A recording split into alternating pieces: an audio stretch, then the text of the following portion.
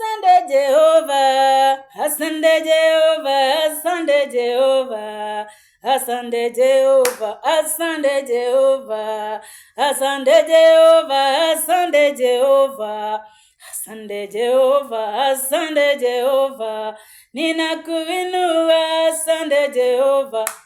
Asante Jehovah, asante Jehovah, asante Jehovah, asante Jehovah, asante Jehovah, asante Mwokozi, asante Mwokozi, asante Mwokozi, asante Mwokozi, wewe ni Mungu muumba vyote, asante Jehovah, asante Jehovah, asante Jehovah, asante Jehovah, asante Jehovah, asante Jehovah, asante Jehovah, asante Jehovah, asante Jehovah, asante Jehovah, asante Jehovah, asante Jehovah, asante Jehovah, asante Jehovah, twakuinua Baba, asante Jehovah, twakuabudu Yahweh, asante Jehovah.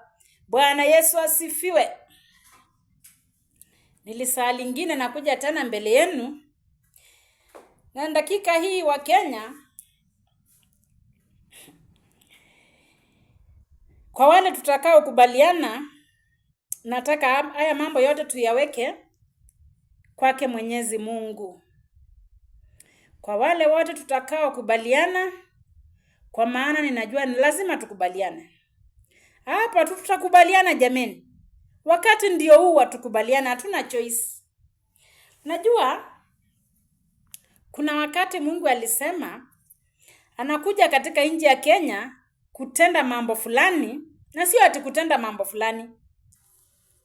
To make this land economically settled so that he may use the land to prepare other nations for the second coming of his son.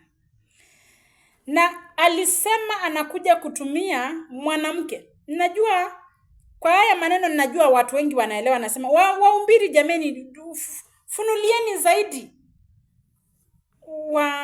washirika wa makanisa yenu if you come across this message. Kama Mungu atakuwezesha. Kuna wale hawatawezeshwa kwa sababu labda Mungu hata hataki hata kuwatumia. Unajua saa ile Mungu amekupea assignment, usipoifanya inachukuliwa anapewa mwingine.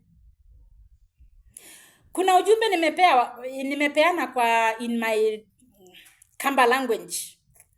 Nimesema Deborah alipoambiwa enda ukaambie Barak aende akapigana na jeshi la Sisera, alimwambia hapana. Sioni ni ukweli. Okay, nimesema na siongezei, lakini I'm thinking vile walizungumzana. Vile walivyoongea. Akamwambia hapana. Kama siendi na wewe siendi. Haya. Mungu ametumana. Mungu muumba mbingu na nchi ametumana. Amesema so and so, go and do this and that. Na wewe umeona hii ni mchezo. Mungu anachukua anapea mwingine. Deborah akapewa uongozi mara hiyo. Hivyo tu akaongoza nchi ya Israeli. Judges 4:5. I am not reading. Judges 4:5 gives us exactly vile kulivyokuwa. Ndio Mungu achague atumane kwa Barak. Barak akakataa kuelewa. When you are not aligned, hauwezi sema wewe hukuleta message vile ilivyokuwa. Ni wewe haukuwa aligned. Barak akaambiwa hakuwa aligned kwa sababu angekuwa pia anajua. Wakati Mungu anatumana pahali, hapo anatumana pia ana prepare. And if you are not ready, you are not aligned, you cannot be prepared by God. He is holy. So hapa Barak labda alipatikana tu kwa mashughuli zake. Kwa mashughuli zake tu. Akaambiwa Mungu anasema hivi na hivi, na akamwambia hapana. Hiyo ni yako. Hiyo kama si yako tunaenda na wewe. Akamwambia twende, ushindi itapeanwa kwa mwanamke. Na badala afikirie hata asiongee maneno ya hivyo, badala amwambie twende ukanisaidie na asiongee mambo mingi, mwambie hapana. Hiyo inaonekana ni wewe. Kama umetumwa ni wewe hapo. Deborah akamwambia basi uongozi utapeanwa kwa mwanamke. Kibali kitapeanwa, heshima zitapeanwa kwa mwanamke. Hata labda alimwambia hakuna shida. Hapa nilisema inji inakuja kusaidika na hii government hawakushika. Haya. Mungu amesha surrender. Amesha surrender the leadership to me. Na nimesema wakati Mungu anataka kutumia watu lazima atatumana. Mutasoma, Wakenya jameni, mutasoma tu muone ni kwa sababu gani ilibidi Mungu atumane. Wakakombolewa kutoka kwa jeshi la Sisera. Jabin, king of Canaan, alikuwa amewatesa kupitia kwa Sisera, kamanda wa jeshi. Mungu akatumana. Saa hii vile Kenya kulivyo, we are worse. Na mimi nikisema hivyo, economically we are worse. Yes. Mungu alitumana. Mungu alitumana. Lakini kwa sababu we were not aligned, wale walinitumwa kwao, Mungu alichukua na ameiweka kwa mabega yangu. Kenyans, what do I say? If we got up to this 2027 they are talking of, I'll come before you to ask you for that position. Sababu hata kama ni Mungu amesema ananitumia, lazima pia ni waombe hiyo ruhusa. Ni nyinyi kusema. Yes. Because I have something to do for the nation. Mwingine yeyote atakayeamka aombe hii kiti ya upresidency, kitu ya kwanza atuambie kwanza anakuja kufanya nini? What agenda do you have? Mimi mwenyewe nilikuwa nataka hata waondoe deni la nchi na Mungu aendelee kuwatumia, si kutaka anything more than that. Lakini Mungu ameniambia sasa I am taking the position. Because why? Anataka kunitumia assettle the nation, atumie nchi. Sasa Wakenya nikikuja kwenu nikiwaambia toeni deni hapa kwanza tutoe deni la nchi before you give me the position. Because I know how. Remember, Mungu amesha weka tayari wale wanakuja kufanya hiyo kazi, and they are aware. They are aware. Yes, the investors. Hi, my God, my Father. I'm just waiting for this very moment. Hii kazi tuanze before you qualify me for the presidency. Na mimi nikiongea hivyo hakuna mtu naogopa. Nimeshawaambia, kwani mnafikiri nimepita mangapi? Kenyans, this is the moment for the Almighty God to use the Deborah of the nation of Kenya. This is the very moment. Understand me, please.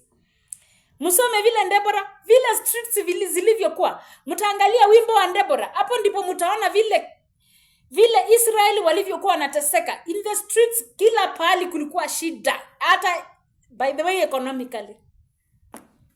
Yes. Unajua wakati Mungu aliniita atanitumia into kurekebisha economy, kuna jambo aliliongea kwangu like unajua mambo mingi sitakangi sana niwaeleze because most of us they don't understand me. Lakini kwa sababu jambo Mungu atakuja kufanya, let me just give you a clue. Mungu aliweka jambo kwa akili yangu, nikasikia Margaret Thatcher. Then I searched. Mimi hata sikuwa nawaambia, mimi nilikuwa na mashughuli zangu before Mungu aniite huko. So I was not interested in the history of whichever land. Sikuwa na interest na politics. So nikataka kuangalia, na hiyo ilikuwa 2023. Nikataka kujua what exactly the Lord is telling me concerning this woman. Nikasearch, nikaona ndiye alirekebisha economy ya UK. Yani ndiye alitengeneza economy ikakuwa restored. So I exactly knew she was the prime minister, I think something of that kind. Yes, I saw. So nikaona kumbe kuna vile Mungu anaendelea na kuniambia the assignment, exactly what I'm coming to do in this land. Amenifunulia mambo mingi, akanionyesha how I am doing it. So wakati namwambia what I am talking about, muelewe nasema nini, ni Mungu mwenyewe hapa. So mutasoma Judges 5. Mutaona vile nchi ya Kenya ilivyo na vile Israeli ilivyokuwa. Ndio economy ikuwe settled, ndio nchi yao ipone. Waache kufinyiliwa na madeni. Waache kufinyiliwa na madeni. Yes. Kenyans, hear me and hear me well. If tutafika hapo, because I don't know, because there are things the Lord has shown me. Kama tutafika hiyo 2027, I'll be fine. Na nitakuwa independent. If I will not have any party. But I'll be vying for the presidency because I know what I am coming to do to the nation. Nimesema if we go to that position, if we go to that 2027, before then, if he prepares a way, the Almighty God, and I am not talking of anybody's death, the Lord can prepare a way even without killing anybody. Yes. So this is what I say. Please, Kenyans, when I'll be coming before you and explaining this to you, understand it is not me, it is God. What will I be telling you Kenyans? Niko na suluhisho. Tutafanya hivi na hivi na hivi, inchi ikuwe settled. And if you want, munaweza niambia fanya hiyo kwanza before munipatie hiyo position. And because najua mwenye yako ataelewa nasema nini, atanipa that capability of doing so. If he will do, the Lord can think otherwise. If he will not, the Lord can also think otherwise. I said either way, the Lord doesn't lose. Tunaenda kwa kitabu ya Jeremiah. Jeremiah that 1, verse 26b. Enda mkaone vile mwanamke ameambiwa she'll bring solution to a man. This is the time. A woman shall encompass a man. This is the time. Twende Isaiah 18. Verse 7 inaonyesha kuna idaya, kuna sacrifice itapelekwa mbele za Mwenyezi Mungu. Kwa sababu gani? Atataka kutumia inchi. Na ni lazima tujitoe kama living sacrifices for the Almighty God to use us. That is women, daughters of Zion from the church. And when I say Mount Zion, simaanishi mlima somewhere, na maanisha mlima the church. Twende Zephaniah 3:10. Zephaniah 3:10 inatuambia vile inchi iliyoko mbali na mito ya Kush, beyond the rivers of Kush, the land. So this is the nation of Kenya.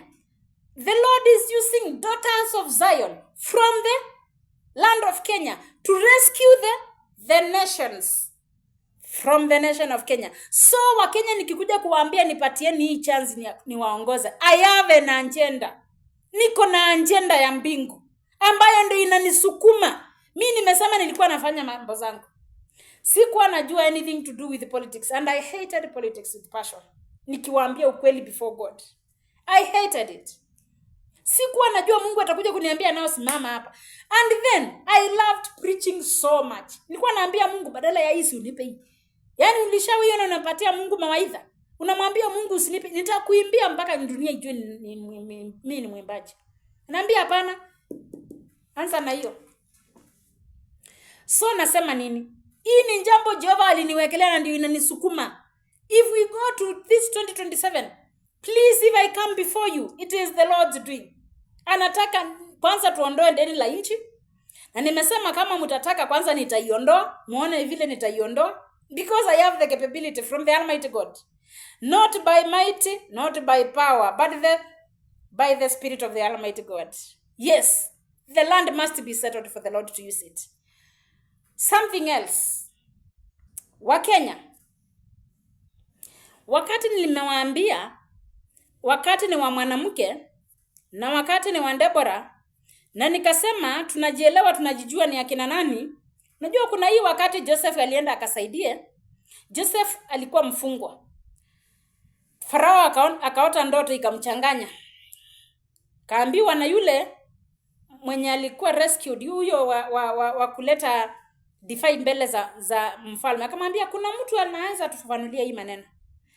Joseph wakamwendea. Wakati Joseph alifika hapo, hakusema after the solution, akamwambia we are doing this and this and that. Yeye mwenyewe hakusema na mimi nataka hakusema nataka unipatie hiyo position. Kwa sababu gani? Of course he knew it is automatically. But hapa, hata kama ninajua it is an automatically thing, I must come before you Kenyans. Nyinyi ndio kusema. Na ni kwa sababu ya ukabila ndio sababu nakuja mbele yenu. Mnaweza sema hapana, tunataka huyu ndiye wetu. Then tukachanganya mpango wa Mungu. Mnajua Mungu anatuachilia, it is upon our wills. Ni will yetu sasa. Mungu atufinyili tukafanye mambo. Hatutaki tufanye mambo kwa lazima yake.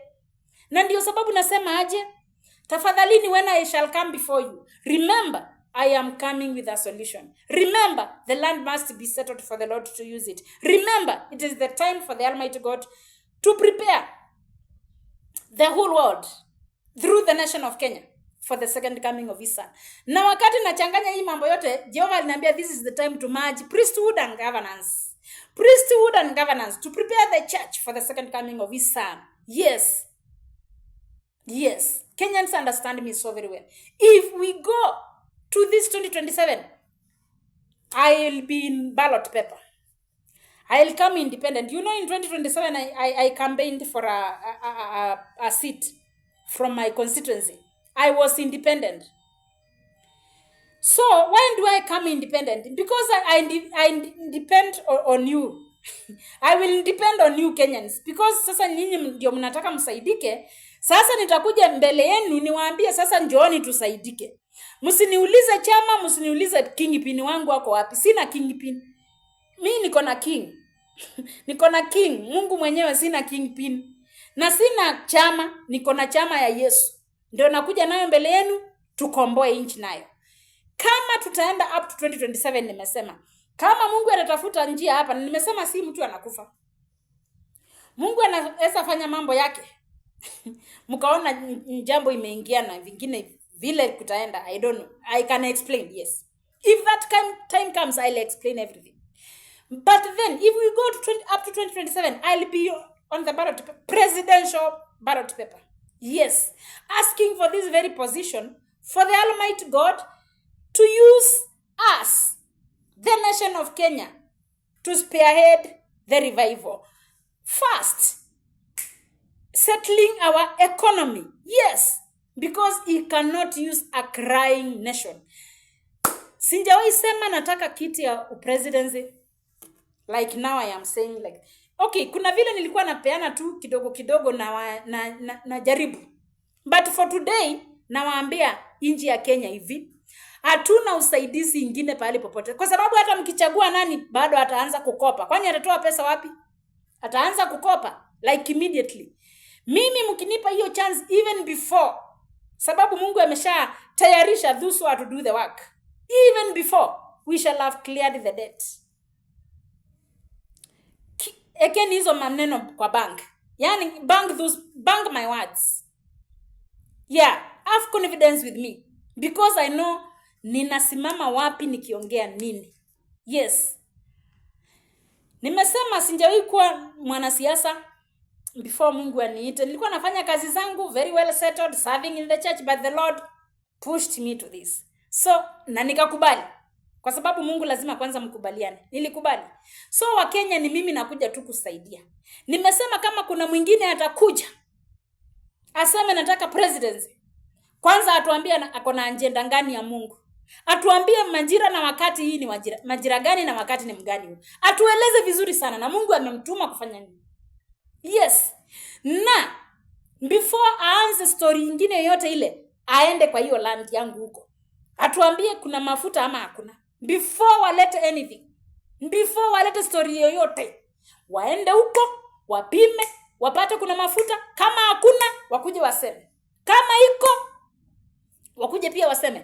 Na si ati naenda kupima ndio wa confirm. Me, I know there is plenty of it.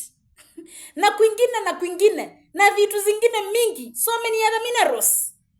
From Ukambani, yes. What am I trying to tell you Kenyans? Msidanganywe tena na kingpin. Sijui huyu ni kingpin wa wapi, sijui huyu naye anaomba kiti, sijui huyu ni kabila gani. Kenya hakuna ukabila. Kwa sababu mbona makabila hayajatusaidia? Si tuko na shida sana. Mbona kabila fulani ingesema sisi ndio hawa na tumekuja. Hata Wakamba vile tunakuja hivi na crude oil iko Ukambani. Hatukuji na Ukamba hapa. Tunakuja na neema ya Yehova. Tunakuja na neno lake Mwenyezi Mungu. Tunakuja tukijua sisi ni watu wa Kenya. Tunakuja tukijijua sisi ni wa Kenya. Yes. Tutumike na Mungu to settle the nation. Yule mtu atakuja kuomba kiti ya presidency atupatie agenda ya Mungu kwanza. Na asitupatie manifesto. Tumechoka na manifesto. Hatutaki manifesto in the first place. Yaani tuone kazi. Kenya imechoka. Watu wamechoka. Tuone kazi. Tusiambiwe ninakuja kufanya hivi mkinifanya. Na ni kila position. Every position. Kitu ya kwanza watuambie wako na agenda gani na Mungu. Because the land now is in the hands of the Lord. Watuambie wako na agenda gani na Mungu. Mungu amewatuma kufanya nini? Na kama mmetumwa nani mwingine anaweza confirm? Who can confirm these words to us? Yes. Kenyans, let us align ourselves with the agenda of the Almighty God. He has an agenda with the nation of Kenya. And because he has an agenda with the leadership, I must beg you to understand me. By the help of the Holy Spirit, give me this position. Give me this chance when that time comes. I'll explain more. And I have the solution. If you really want, I can solve the solution. I can solve everything even before then. Even before you give me the position. Yes, I've been asking for that chance to clear this debt. Because I didn't want to clear it to go for positions. I wanted to clear it to be settled with my maker. To continue doing my things. Yes, I was in businesses which were doing so good. But then, the Lord told me, now put aside yours, pick this of mine. I'm here, Kenyans, asking for this very chance.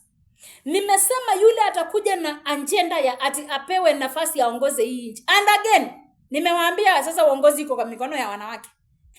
Yes, this is the time for the women. Confirm it from wherever you can, but understand this. The land is in the hands of the Almighty God and He is using women. Nimewapea zile mistari zitawasaidia katika neno lake Mwenyezi Mungu. Sababu saa hii deliverance is coming from Zion. From Mount Zion is the church. Deliverance is coming from there. And it is with the women. Daughters of Zion, yes. And so because I'm one of them, and I know my position in the kingdom of God, now I am asking for this very one chance. Give me the chance. We settle the nation, like immediately. Thank you and God bless you.